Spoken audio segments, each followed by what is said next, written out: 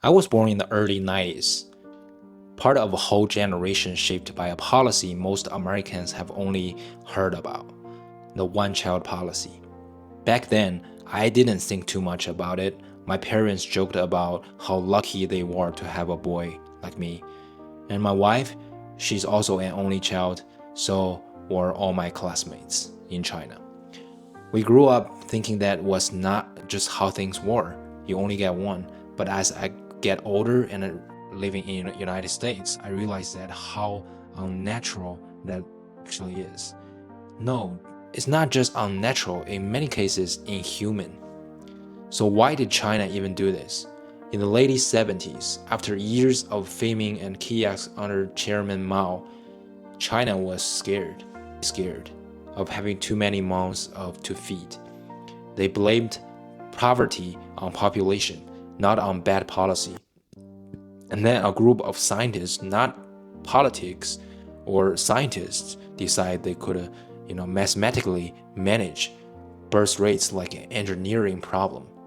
One of them, his name is Song Jian, applied systems control theory, basically the math used in birth to human reproduction.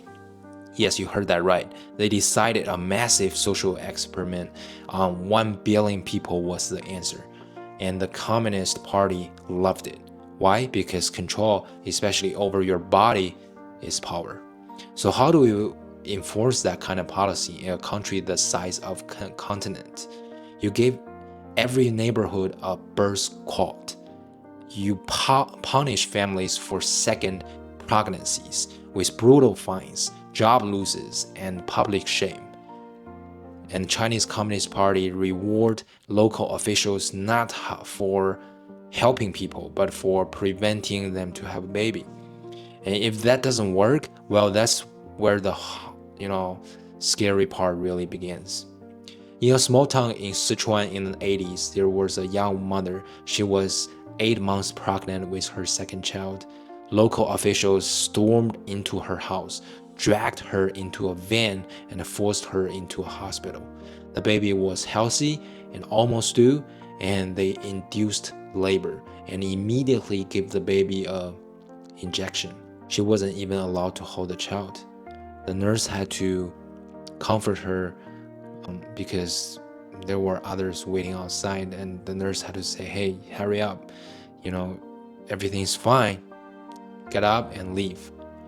Woman who would come in crying and would leave bleeding. This wasn't rare. This happened everywhere. There's another story. Her name is Zhang Ling, a mother from Shandong province, lost her only child, a 17-year-old boy, in a car accident in 2006. She went from being a proud mother to being completely alone.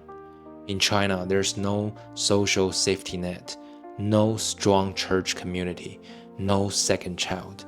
Now in her 60s, she lives in silence. No visits on holidays, no one to care for her when she's sick. She once told a journalist, "The government took my future from me twice.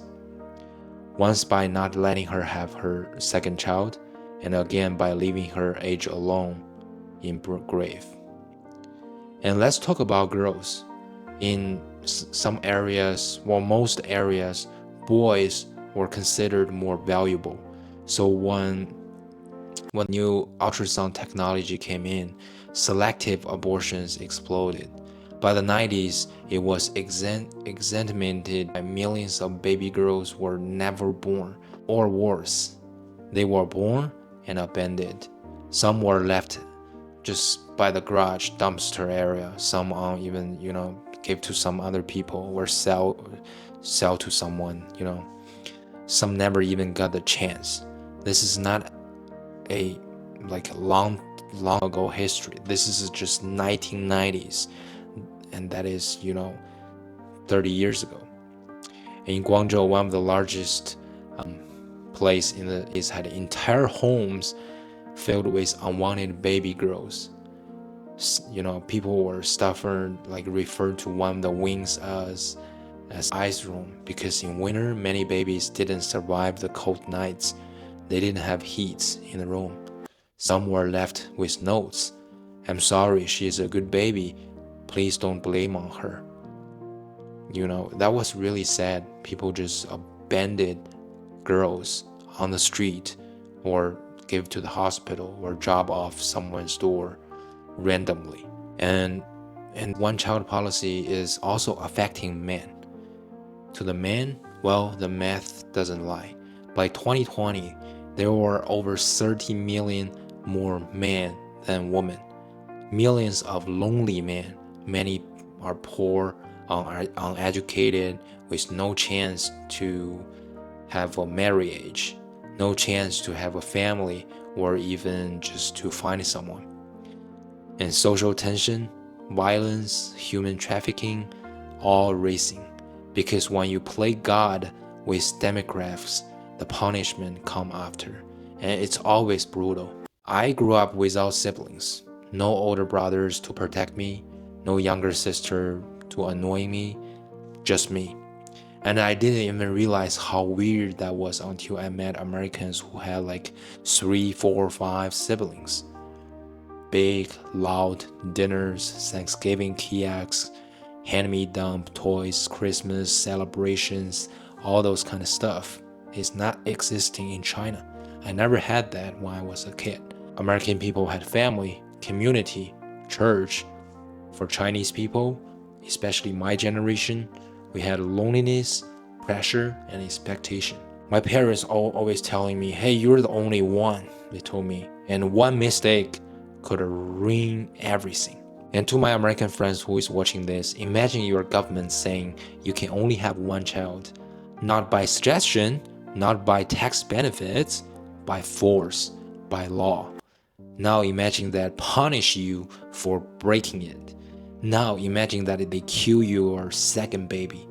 Now imagine they just you straight that you have to have protections every single time when you have sex. And that was the one-child policy. And it wasn't just had policy, it was a war against human nature. This is what happens when government gets too powerful. When the people have no longer being like people, just numbers in on the paper. China's one-child policy didn't just change a country.